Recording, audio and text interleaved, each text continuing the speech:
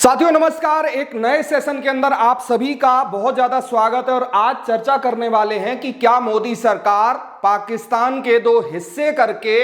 एक नया देश फिर से पैदा करने जा रही है। तो इस चर्चा को हम आपको बताएंगे, लेकिन उससे पहले जो आज की तमाम बड़ी बड़ी खबरें रही हैं, जो चर्चा का केंद्र बनी रही हैं, उनको थोड़ा उनकी झलकी देख लेते हैं। तो पहली खबर चाइना की तरफ से, जहां पर चाइना का जो फॉरेन मिनिस्टर है उसने ये साफ कह दिया है, उसने साफ कह दिया कि भाई हम अपने नाजायज बाप नाजायज बच्चे पाकिस्तान की तरफ हैं। यहां पर खबर यह है कि चाइनीज फॉरेन मिनिस्टर वांग ई उसने कहा है कि China support Pakistan in counter terrorism, यानी कि जो पाकिस्तान और हिंदुस्तान की टेंशन चल रही है उसमें अब चाइना ने अपना रुख ये साफ कर दिया है कि भाई हम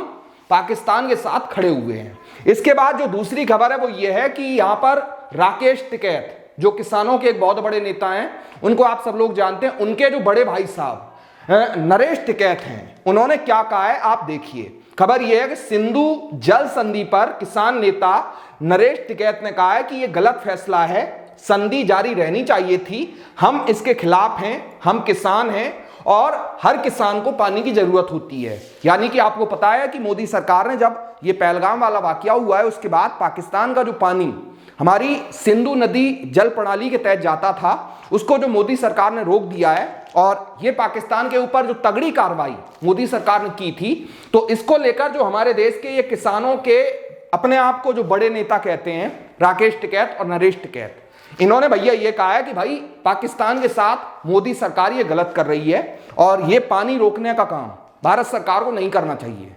अब आप सोच कर देखिए कि भले ही आपकी सेना के खिलाफ पाकिस्तान आतंकवाद फैलाए, कुछ भी करे, आपके हिंदू भाइयों को उनका धर्म पूछकर मारा जाए, लेकिन ये जो भाई राकेश टिकैत भाई साहब हैं, इनके भाई साहब जो नरेश टिकैत हैं, वो ये कह रहे हैं कि भाई पाकिस्तान को पानी मिलना चाहिए। ये दूसरी खबर। और इसके बाद एक और खबर ये है कि भारत और फ्रांस के बीच राफेल डील एक बार फिर से साइन हो चुकी है और 63,000 करोड़ रुपए में 26 राफेल मरीन मिलेंगे। पहला फाइटर जेट जो है वो 2028 में भारत को मिल जाएगा। आपको पता होगा कि इससे पहले मोदी सरकार ने फ्रांस से 36 राफेल विमान खरीदे थे। ये विमान जो है वो भारतीय वायुसेना यानी कि इंडियन एयरफोर्स के काम के लिए थे, लेकिन अब ये जो 26 विमान हमारी सरकार, हमारा देश खरीदने जा रहा है, ये जो हमारी इंडियन नेवी है उसके लिए खरीदे जा रहे हैं, जिसके बाद समंदर के अंदर हमारी जो ताकत है वो और ज्यादा बढ़ जाएगी। इसके बाद अगली खबर, जो पाकिस्तान का एक मंत्री, रेल मंत्री है, उसने ये कहा है कि पाकिस्तानी मंत्री बोले हैं कि भारत 130 परमाणु मिसाइलों के निशाने पर है, ये सजावट के लिए नहीं रखी हैं, सिंधु का पानी रोका तो युद्ध के लिए तैयार रहें। मतलब कि पाकिस्तान का जो मंत्री है वो भारत को ये धमकी दे रहा है कि भाई पाकिस्तान के पास 130 न्यूक्लियर वेपन यानी कि परमाणु हथियार हैं और अगर मोदी सरकार ने ये जो सिंधु का पानी रोकने का प्रयास किया तो भाई हम उन परमाणु हथियारों का इस्तेमाल कर देंगे। भारत जो है वो युद्ध के लिए तैयार रहे। अब इन जायलों को कौन मतलब बताए कि जो न्यूक्लियर वेपन है वो सिर्फ मतलब पाकिस्तान के पास ही है क्या, और हमारी सेना क्या चुपचाप बैठी रहेगी?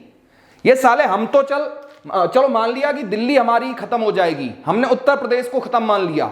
हम मान लिया कि हमारा आदेश ज्यादा देश खत्म हो जाएगा, लेकिन तुम्हारा क्या होगा? तुम्हारा तो फिर नामो निशान, लोग टॉर्च लेकर ढूंढेंगे कि भाई पाकिस्तान कहां था, नक्शे से गायब हो जाओगे, नक्शे से गायब। इन जायलों को कौन समझाए? चलिए, ये आज की बड़ी बड़ी खबरें थी जो आपको बतानी जरूरी थी, लेकिन अब मेन टॉपिक के ऊपर आते हैं कि क्या मोदी सरकार जो पाकिस्तान का बलूचिस्तान प्रांत है उसको अलग कर सकती है। तो सबसे पहले आप यहां पर ये मैप पर देखिए। मैप पर देखने का मतलब ये है कि यहां पर जो आप मैप देख रहे हैं और मैप में जो ये इलाका देख रहे हैं, ये वाला जो इलाका है ये पूरा का पूरा बलूचिस्तान है और बलूचिस्तान जो है वो पाकिस्तान की लगभग 44% जमीन, यानी कि आप ऐसे समझिए कि आधे से थोड़ी कम जमीन के ऊपर पूरा का पूरा मतलब बलूचिस्तान का इलाका है। और बलूचिस्तान के बारे में एक बहुत ज्यादा इंपॉर्टेंट बात यह है कि बलूचिस्तान जो है वो प्राकृतिक संसाधन यानी कि कोयला से, खनिज पदार्थों से बहुत ज्यादा मतलब वहां पर पाए जाते हैं और पाकिस्तान की जो सरकार है वो क्या करती है कि भाई बलूचिस्तान के अंदर इन तमाम चीजों का खनन करती है, लेकिन बलूचिस्तान की जो जनता है उसको इस चीज का फायदा नहीं मिलता है। और हुआ क्या था कि जब 1947 में 1947 में पाकिस्तान बना तो पाकिस्तान ने बलूचिस्तान के साथ ये संधि की थी कि भाई हम आपको एक स्वतंत्र देश या फिर कहें कि स्वतंत्र राज्य का दर्जा देंगे।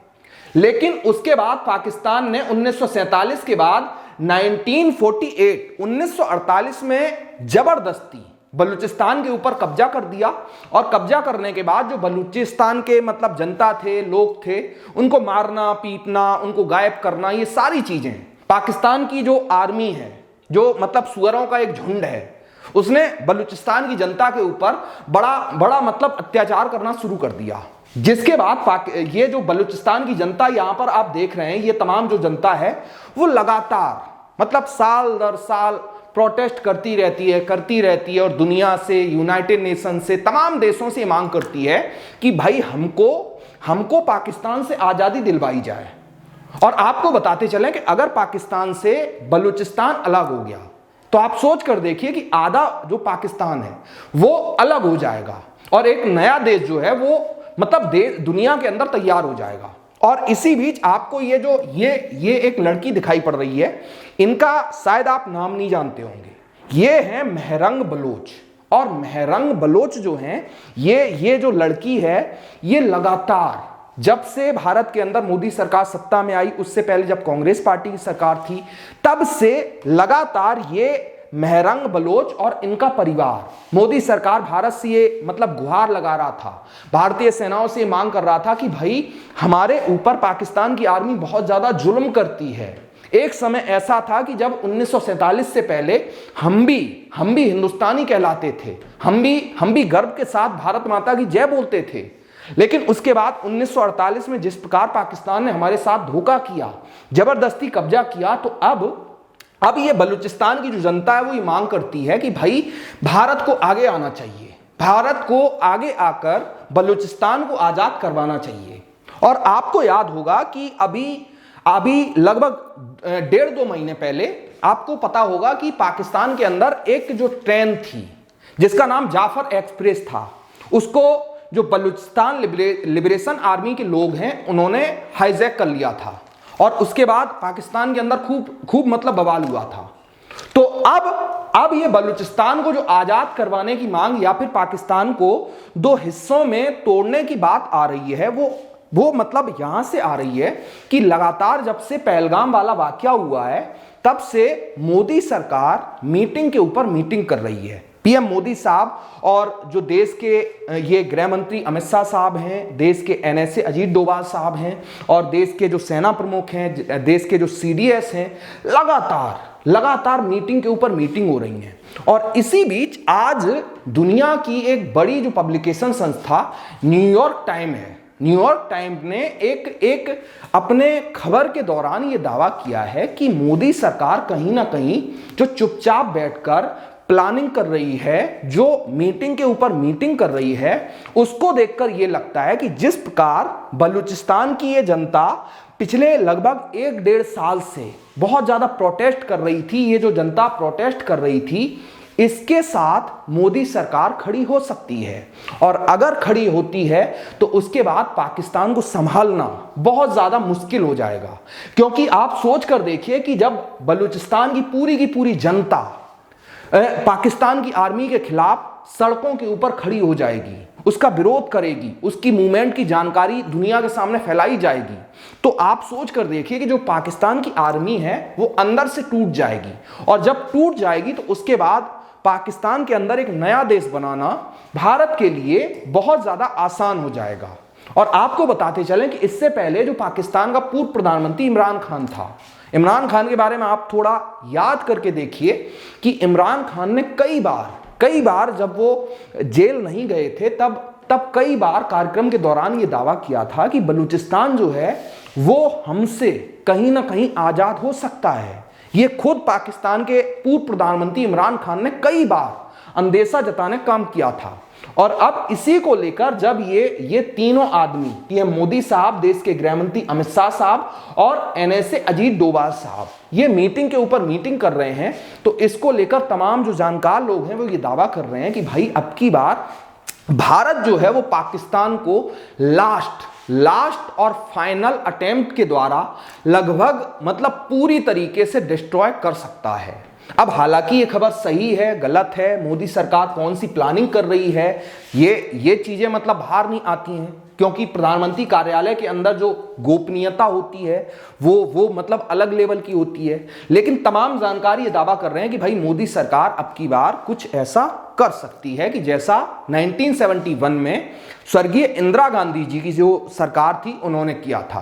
खैर, ये पूरा सेशन था, आपको कैसा लगा कमेंट बॉक्स में जरूर बताइए, और साथ साथ जो आज की ये बड़ी बड़ी खबरें थी उनके बारे में आपका क्या कहना है कमेंट बॉक्स में बताइए। इसके साथ वीडियो अगर पसंद आया हो तो कमेंट बॉक्स में जय हिंद इंडियन आर्मी लिखकर हमारे वीडियो को लाइक करिए, शेयर करिए, चैनल को सब्सक्राइब करिए। अभी के लिए इतना ही है, नमस्कार, अपना बहुत सारा ख्याल रखिए।